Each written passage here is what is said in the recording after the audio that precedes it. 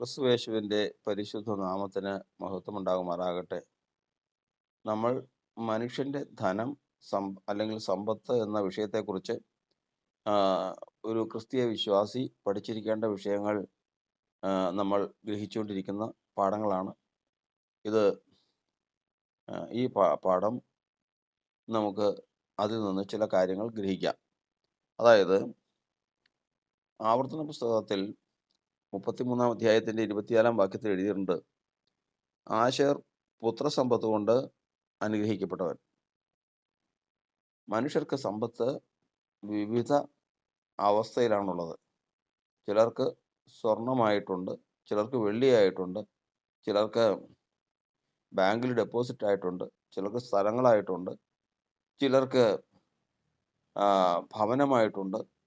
അങ്ങനെ അങ്ങനെ സമ്പത്തുകളുടെ അവസ്ഥ പലർക്കും പലതരത്തിലാണ്. സമ്പത്തെന്ന് പറഞ്ഞാൽ ഇന്നതാണ് സമ്പത്തെന്ന് പറയാൻ സാധിക്കില്ല. ഒരു മനുഷ്യന് ഒരു സമ്പത്തും ഇല്ലാതിരുന്ന ഒരു സമയം, അദ്ദേഹത്തിന് അന്നത്തെ ഒരു ഒരു കാലത്ത് സ്ഥലത്തിനൊന്നും ഒട്ടും വിലയില്ലാതിരുന്ന സമയമുണ്ടായിരുന്നു. അതായത് ഒരാൾക്ക് ഈ സ്ഥലം വെറുതെ കൊടുക്കാമെന്ന് പറഞ്ഞാൽ പോലും എൻ്റെ ഉടമസ്ഥതയിലുള്ള ഒരു 10 സെൻറ്റ് സ്ഥലം ഒരാൾക്ക് കൊടുക്കാമെന്ന് പറഞ്ഞാൽ അത് അയാളെ സ്നേഹിക്കുന്നതിനേക്കാൾ കൂടുതൽ ഉപദ്രവിക്കാൻ ശ്രമിക്കുന്നതായിട്ട് കണക്ക് കൂട്ടുന്നൊരു കാലമുണ്ടായിരുന്നു. അന്ന് കാരണം അതിന് കരമടയ്ക്കാൻ ഇല്ല. കരമടയ്ക്കുന്ന പൈസയ്ക്ക്, ദ്രവ്യത്തിന് ഏറ്റവും ബുദ്ധിമുട്ടുള്ള ഒരു കാലഘട്ടമാണ്. അന്ന് അങ്ങനെ ഒരു കാലഘട്ടത്തിൽ ഏക്കർ കണക്കിന് സ്ഥലമുണ്ടായിരുന്നു. ഇത് കഴിഞ്ഞതിന് ശേഷം അപ്പൻ മക്കൾക്ക് വിഭാഗിച്ചു കൊടുത്തു. അങ്ങനെ വന്നു കഴിഞ്ഞപ്പോഴത്തേക്കും ഒരു മകന് കിട്ടിയത് വളരെ മലകളും അതുപോലെ തോടുകളും ഒക്കെ ഉറങ്ങുന്ന ഒരു സ്ഥലമാണ്. അതൊരു ശാപമായിട്ടാണ് കണക്ക് കൂട്ടിയിരുന്നത്. ഒന്നുമില്ലാത്തവനായിട്ട് ദിനംപ്രതി കൂലിപ്പണിക്ക് പോയിട്ട് ആ മനുഷ്യൻ ജീവിച്ചു. എന്നാൽ സന്ദർഭവശാൽ ആ സ്ഥലത്തിനടുത്ത്, അവർ ജീവിക്കുന്നതിൻ്റെ അടുത്ത് ഒരു വലിയ വ്യവസായ ഫാക്ടറി വന്ന് പെട്ടെന്ന് സ്ഥലത്തിൻ്റെ ഡിമാൻഡ് വന്നു, വില വർദ്ധിച്ചു.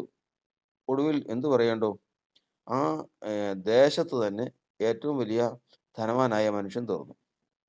അപ്പോൾ അതായത് അവിടെ ആ മനുഷ്യന് ഇല്ലാതിരുന്ന സമ്പത്ത് ഉണ്ടായി.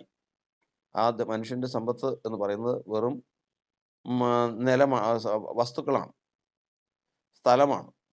അതാണ് വസ്തുവായി തീർന്നത്. അതാണ് സമ്പത്തായി തീർന്നത്. ഇങ്ങനെയാണ് ഒരു മനുഷ്യന് ഇന്നതാണ് സമ്പത്തെന്ന് ഒരിക്കലും നമുക്ക് നിർവചിക്കാൻ സാധിക്കില്ല. ഏത് സമയത്തും ഏതും സമ്പത്താകാം ആർക്കും. ഒരിക്കൽ ഒരു സ്ഥലത്ത് ക്രഷർ പൊടിയുന്നത്, അത് അറിയാവുന്ന ഒരു കാര്യമായതുകൊണ്ട് അത് പ്രാഗൽഭ്യത്തോടെ പറയാം. അതായത് മെറ്റൽ ഉണ്ടാക്കുന്ന വലിയ കരിങ്കല്ലിൻ്റെ കഷ്ണങ്ങൾ കൊണ്ടുവന്ന് ഉടച്ച് ചെറിയ കഷ്ണങ്ങളാക്കി ചെറിയ മെറ്റലുകളാക്കുന്ന ഒരു ഫാക്ടറി. അവിടെ ഉണ്ടാകുന്ന പൊടി അതാർക്കും വേണ്ട. കാരണം അത് കൊണ്ടുപോയി എവിടെയും കൊണ്ടുപോയി ഒളിച്ച് കളഞ്ഞ് എവിടെയെങ്കിലും ഇട്ട് മൂടണം. ഒരു വിലയുമില്ല. അത് കാണാനും പാടില്ല. കാരണം അത് എവിടെയെങ്കിലും ഉണ്ടെങ്കിൽ അത് ശല്യമാണ്. അങ്ങനെ ഒരു കാലം, ആ കാലം നേരിട്ട് ഞാൻ കണ്ടിട്ടോ അനുഭവിച്ചിട്ടുള്ളതുമാണ്. നാളുകൾക്ക് ശേഷം ഇവിടെ മണലിൻ്റെയൊക്കെ ക്ഷാമം വന്നു. സാഹചര്യങ്ങൾ മാറി. ഇന്നത്തെ സാഹചര്യം വന്നു എന്ന് വെച്ചാൽ മതി.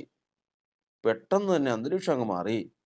ഈ കൊണ്ടുപോയി കുളങ്ങളും വലിയ കല്ല് വെട്ടിയെടുത്ത മടകളും വലിയ കുഴികളും ഒക്കെ നികത്തിയിരുന്ന, ഈ പൊടിയിട്ട് നികത്തിയിരുന്ന സ്ഥലങ്ങളുണ്ട്. ഇത് മുഴുവനും തിരിച്ചെടുക്കാൻ തുടങ്ങിയതോടുകൂടി ഈ മനുഷ്യൻ വലിയൊരു സമ്പന്നനായി.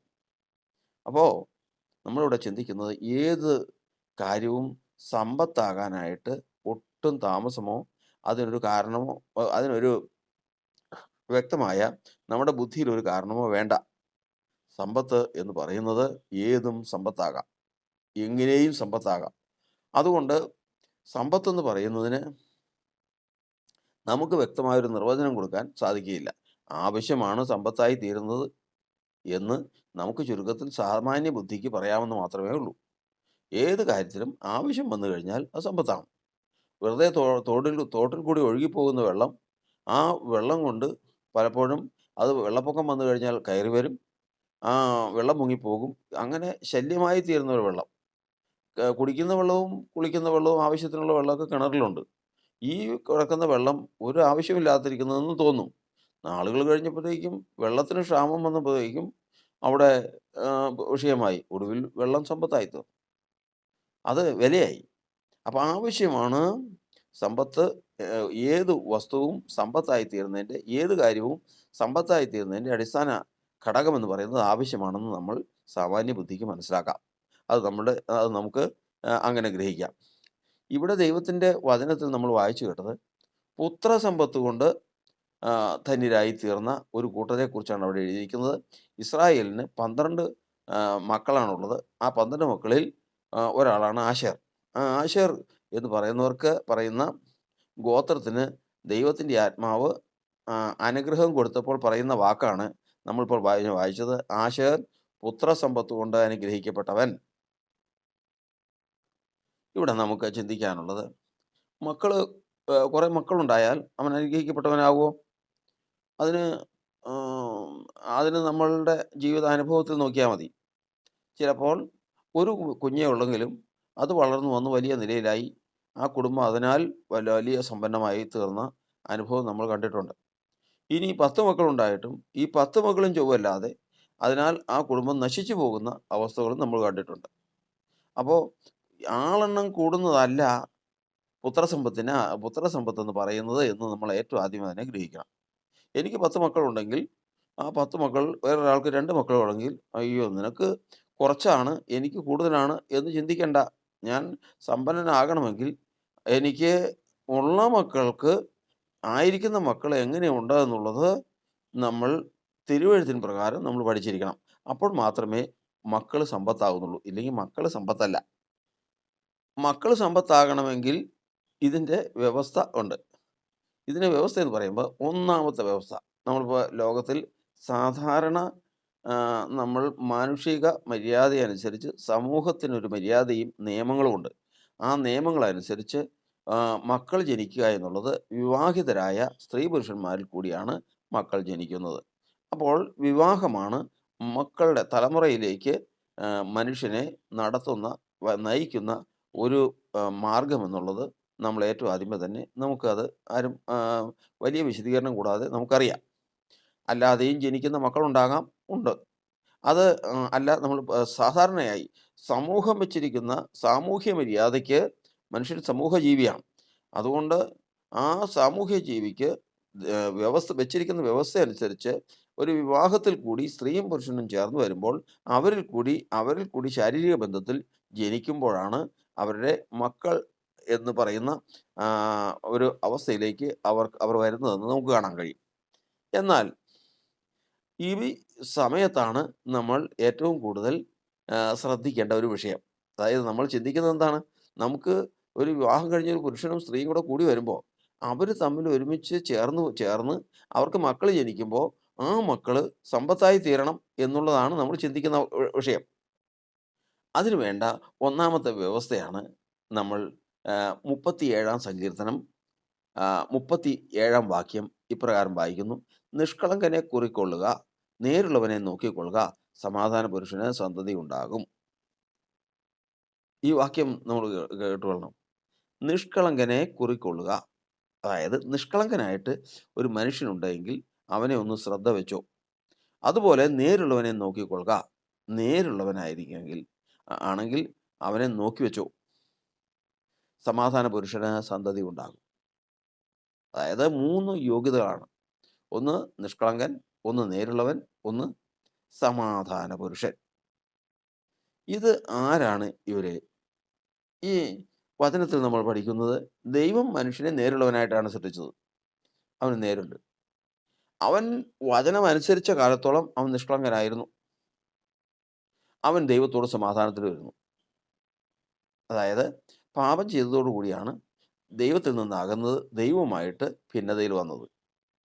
അപ്പോൾ ദൈവവുമായിട്ട് ഭിന്നതയിൽ വന്നപ്പോൾ അവർക്ക് തമ്മിൽ ഒരുമിച്ച് മുമ്പോട്ട് പോകാൻ സാധിക്കാതെ വന്നതിനാലാണ് അവർ തമ്മിൽ ഭിന്നമായി പോയത് എന്ന് നാം കാണുന്നു. അന്ന് മുതൽ മനുഷ്യർക്ക് ദൈവവുമായിട്ട് സമാധാനമില്ല.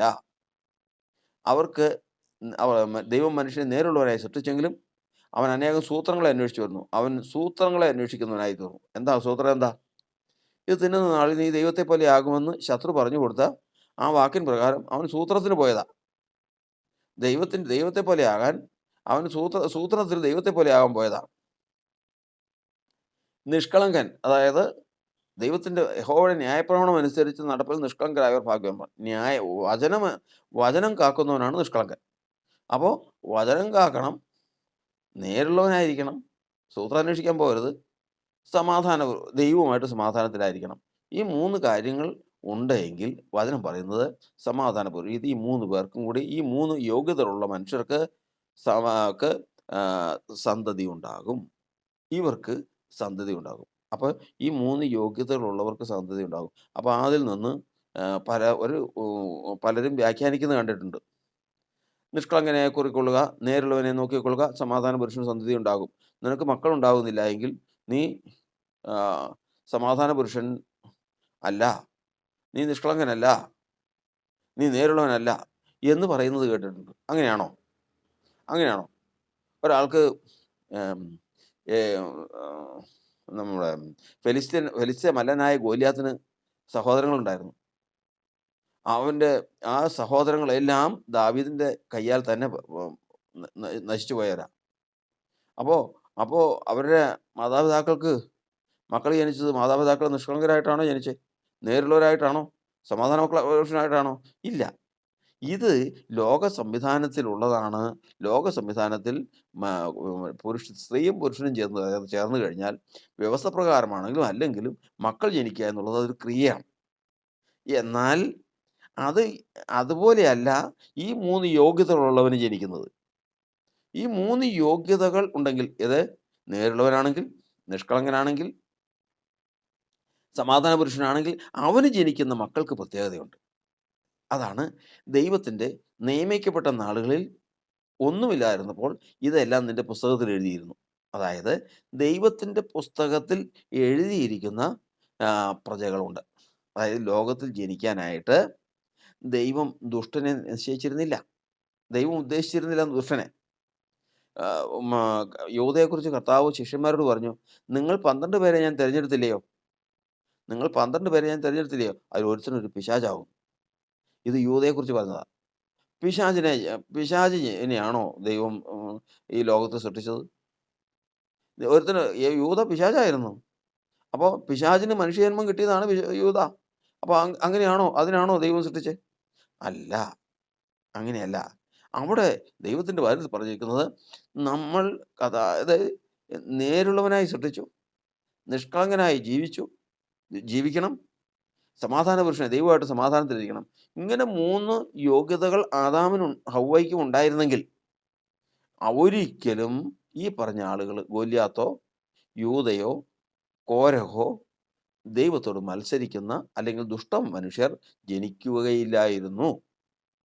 ഇത് നമ്മൾ ഏറ്റവും ആദ്യം മനസ്സിലാക്കിക്കൊള്ളണം. അതുകൊണ്ടാണ് നമ്മൾ വിവാഹവിഹിതരായ സ്ത്രീയോടും പുരുഷനോടും പ്രത്യേകിച്ച് പ്രബോധിപ്പിക്കുന്ന ഒരു കാര്യം ഇതാണ്. നിങ്ങൾ ഒരു ജീവിതത്തിലേക്ക് പ്രവേശിക്കുകയാണ്. നിങ്ങളിൽ നിന്നാണ് സമൂഹത്തിൻ്റെ ഉത്ഭവം. കാരണം സമൂഹം എന്ന് പറയുന്നത് മനുഷ്യരുടെ കൂട്ടമാണ്. ഈ മനുഷ്യർ ഉത്ഭവിച്ചു വരുന്നത് സ്ത്രീയിൽ നിന്നാണ്. സ്ത്രീയിൽ നിന്ന് ഉത്ഭവിക്കുന്നത് പുരുഷനിൽ നിന്ന് സ്ത്രീ ഗർഭം ധരിച്ചിട്ടാണ്. അവർ തമ്മിൽ കൂടി വരുന്നതാണ്. അപ്പോൾ സമൂഹത്തിൻ്റെ ഉത്ഭവം എന്ന് പറയുന്നത് നിങ്ങളിൽ നിന്നാണ്. അതുകൊണ്ട് നിങ്ങളിൽ നിന്ന് പുറത്തേക്ക് വരുന്ന ഒരു പ്രജ, ഒരു കുഞ്ഞ് അത് ആഹ്, അത് സമ്പത്തായി തീരണമെങ്കിൽ, അതായത് ആ വരുന്നത് ദൈവത്തിൻ്റെ പുസ്തകത്തിലുള്ള ആകണമെങ്കിൽ, നേരുള്ളവനാകണമെങ്കിൽ, സമാധാന പുരുഷനാകണമെങ്കിൽ, അതിന് നിഷ്കളങ്കനാകണമെങ്കിൽ നിങ്ങൾ ഈ 3 അവസ്ഥയിൽ വരണം. ഇല്ല എങ്കിൽ നിങ്ങൾക്ക് ജനിക്കുന്നത് യൂദ ജനിച്ചതുപോലെ ആവും. യൂദയുടെ അമ്മയുടെ അവസ്ഥ എന്താ? യൂദയുടെ അപ്പൻ്റെ അവസ്ഥ എന്താ? കാരണം ഏറ്റുപറഞ്ഞ് ഉപേക്ഷിക്കാത്ത, നീതീകരണം പ്രാപിക്കാത്ത ജീവിതം യൂദയുടെ അപ്പനുണ്ടായിരുന്നു. അങ്ങനെയല്ലേ 150 സങ്കീർത്തനം പറയുന്നത്. നമ്മുടെ പിതാക്കന്മാരുടെ അകൃത്യം യഹോവ ഓർക്കുമാറാകട്ടെ. യൂദയുടെ അമ്മയിൽ ഏറ്റുപറഞ്ഞ് ഉപേക്ഷിക്കാത്ത പാപമുണ്ടായിരുന്നു. അതല്ലേ നമ്മൾ വായിക്കുന്നേ. അവൻ്റെ അമ്മയുടെ പാപം മാഞ്ഞു പോകില്ലെന്ന്. അപ്പോ അമ്മയും അപ്പനും ശരിയല്ല. അപ്പൊ അമ്മയും അപ്പനും ശരിയല്ല എന്ന് പറഞ്ഞാൽ അമ്മയും അപ്പനും നിഷ്കളങ്കരല്ല, നേരുള്ളവരല്ല, സമാധാന പുരുഷന്മാരും അല്ല. അതുകൊണ്ട് തന്നെ യൂദാ വന്ന് ജനിക്കാനിടയായി തീർന്നു. അപ്പൊ അതുകൊണ്ട് അതൊരിക്കലും സമ്പത്താകുന്നില്ല. മാത്രമല്ല അത് ആപത്താണ്. അപ്പൊ സമ്പത്തിന് പകരം ആപത്താണ്. മക്കൾ സമ്പത്തിന് പകരം ആപത്തായി തീരുന്ന അവസ്ഥ അങ്ങനെ വരുന്നതാണ്. ഇതാണ് നമ്മൾ അബ്രാഹാമിനെക്കുറിച്ച് കാണുന്നത്. അബ്രാഹാമിനെ 75 വയസ്സിൽ കർത്താവ് വിളിച്ചതാ. അബ്രാഹാമിന് പുസ്തകത്തിലുള്ള നീതിമാനായ ഒരു പ്രജയെ, അതായത് ഒരു ദൈവത്തിൻ്റെ പുസ്തകത്തിലുള്ള സമാധാന പുരുഷനായ ഒരു കുഞ്ഞിനെ കൊടുക്കണമെന്ന് ദൈവത്തിന് ആഗ്രഹമുണ്ട്. കാരണം അവനാണല്ലോ വാഗ്ദത്ത സന്തതി. പക്ഷെ കൊടുക്കാൻ നിവൃത്തിയില്ല. അബ്രഹാമിൽ ഇത്രയും നാളായിട്ടും നിഷ്കളങ്കത വന്നിട്ടില്ല. നേര് വന്നിട്ടില്ല. ഇപ്പോഴും ആ ഒരു അവസ്ഥ ഇതുവരെയും വന്നിട്ടില്ല. കാരണം എന്തെങ്കിലും ഇപ്പോൾ നേരുള്ളവനായിട്ട്, നിഷ്കളങ്കനായിട്ട് ഇതാരാന്ന് ചോദിച്ചു കഴിഞ്ഞപ്പോൾ, നിന്റെ കൂടെയുള്ള സ്ത്രീ ആരാന്ന് ചോദിച്ചു കഴിഞ്ഞപ്പോൾ അതെൻ്റെ പെങ്ങളാന്ന് പറഞ്ഞു. യഥാർത്ഥത്തിൽ പെങ്ങളാണോ? ഭാര്യയല്ലേ? ഭാര്യയാണ്. കാരണം എന്തുകൊണ്ടാണ്? പേടിച്ചിട്ട് പറഞ്ഞതാ. അപ്പോൾ വളവും തിരിവും കൊണ്ട് ജീവിക്കുന്ന ഒരനുഭവം ഈ ലോകത്തിൽ ജീവിക്കുന്ന എല്ലാ മനുഷ്യർക്കും ഉണ്ട്. നമ്മൾ വിചാരിക്കും അല്ല അവൻ വളരെ മാന്യനാണെന്ന്. അവൻ വളരെ യോഗ്യനാണെന്ന് വിചാരിക്കും. പക്ഷേ അവൻ്റെ കയ്യിലും വളരെ വളവും തിരിവും സൂത്രങ്ങളും എല്ലാം അവനിലുണ്ട്. പക്ഷേ ഇങ്ങനെ ഈ സൂത്രങ്ങളും വളവും തിരിവും വെച്ചുകൊണ്ട് അവനൊരു ശിശു ജനിച്ചു കഴിഞ്ഞാൽ ആ ശിശു ഇപ്പോൾ യൂദാ ജനിച്ചതുപോലെ ആവും. ഒരിക്കലും സമ്പത്തായി തീരുകയില്ല.